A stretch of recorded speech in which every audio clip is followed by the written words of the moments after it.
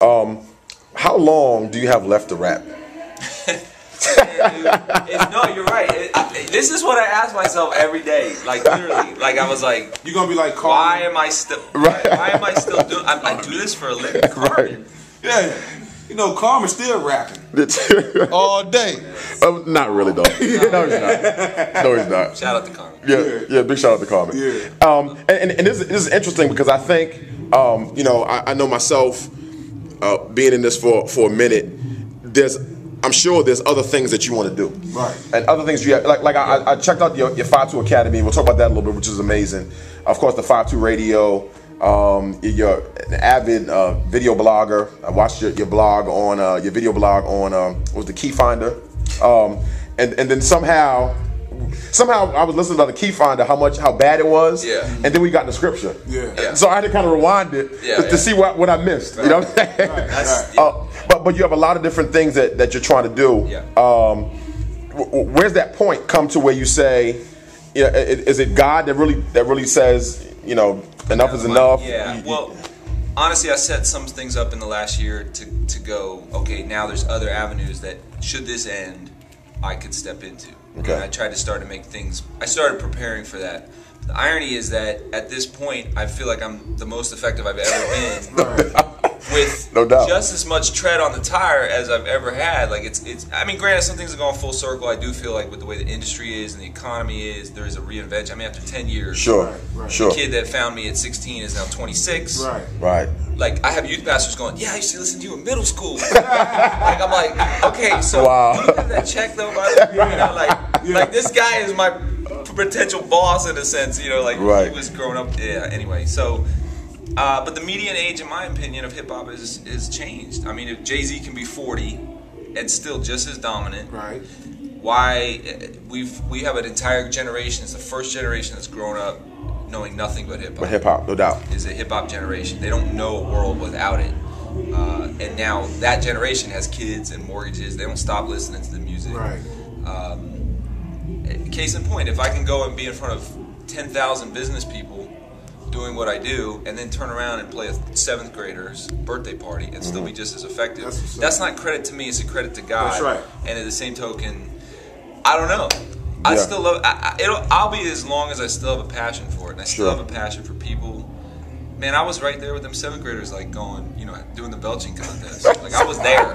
No one had to tell me. Especially if Snoop Dogg is 65 years old, still doing his thing. But he still smoke weed though. Wow. Let me ask you something, KJ, because this is the Ham Sandwich Show. Go ahead, dog. What do you think about these rappers falling from grace? And you know what I'm talking about. You know, you heard, of course, The Truth. You heard, of course, Ambassador. You know, it could be some other ones out there. Tiger Woods. He don't rap though. You know what I'm saying? I got his mixtapes though. Hold on. I want to say this for shizzle. Yeah. All right. First. What do you think about that? What do you think about? Give me your thoughts about these situations coming about these Christian rappers who's right. You know what? Honestly, what we're seeing there is just what we're seeing. This is nothing new. Right. Okay, guys that are falling and getting divorced and having issues and adulteries and things, whatever major top 5 sins you want to call it, it's been going on forever. Right. It's not new. It's just now what's happening is you have certain ministries in place that won't stand for it. I shouldn't say won't stand for it, but they believe in biblical restoration, biblical discipline, biblical. So in the case of an Ambassador and in the case of a Truth, they are very prominent artists / ministers. You know what I mean? Those are guys who hold that mantle, and for much is given, much is, you know, required. Right. And not many of us should presume to be teachers, but when you take on that teacher role, there's that much more. Now, Ambassador is a guy that I can personally say actually spoke into my life at a point where I was ready to put down the mic. Good 10 years ago. Whereas a guy like Truth is a guy who I just certainly admired and respected, had a chance to collaborate, which Right when that junk hit, man. It was right when we were about to put out the video. Like literally, we had the video finished. Right. Was it You, Truth, and Victory? No. Well, the Victory was not going to happen. That was going to happen later. Okay. We were going to put the Truth one out first. So literally, it was edited and ready to go, and then so chopped.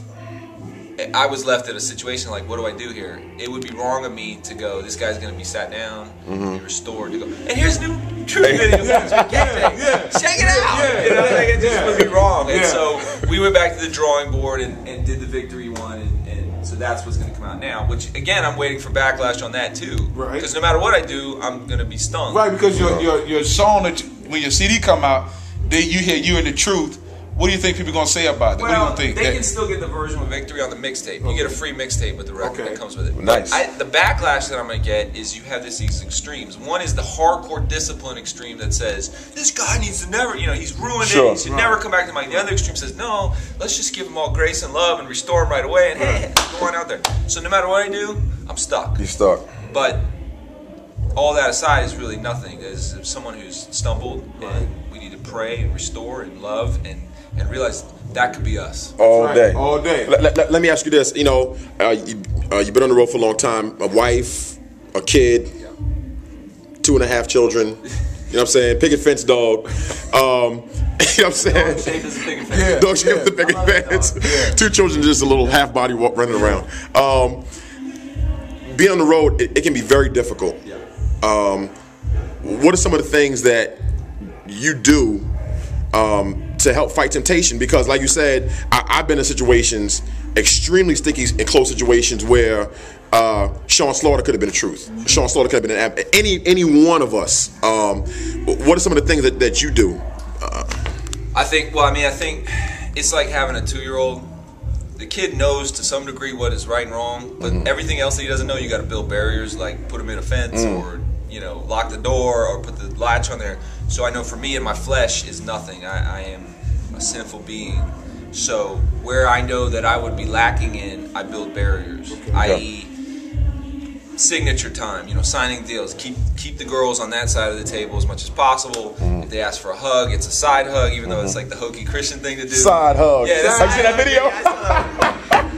When that came out, I couldn't help but laugh. But it's like it's on the Ham Network. Anyway, but but as funny as that is, there's some that goes there that makes sense. And it's not that I literally say it. The girl says, "Can I have a hug?" I said, "Well, I'll give you a side hug," and because I want to imply friendship and not anything in her mind, or vice versa. So little things like that. There's been plenty of times on the road too. I've been with KJ for about 4 years now, and there's times if we want to go hang out, chill. Which we don't get a lot of time to do that because my man here probably works harder than anybody I've ever met. But we're not going to roll out solo and in downtown Virginia Beach by ourselves. Right. I mean, we're like, yo, come through, and we have friends all over the country. No club witnessing? No. No club witnessing. Maybe next time around. No Cavassier for Jesus? Yeah. Come on, man. No VIP room for the whole. Be all things, brother. Be all things. But it's just using wisdom, Not just being able to use wisdom and trying to prepare yourself. And, what I believe too, just things you don't do at home.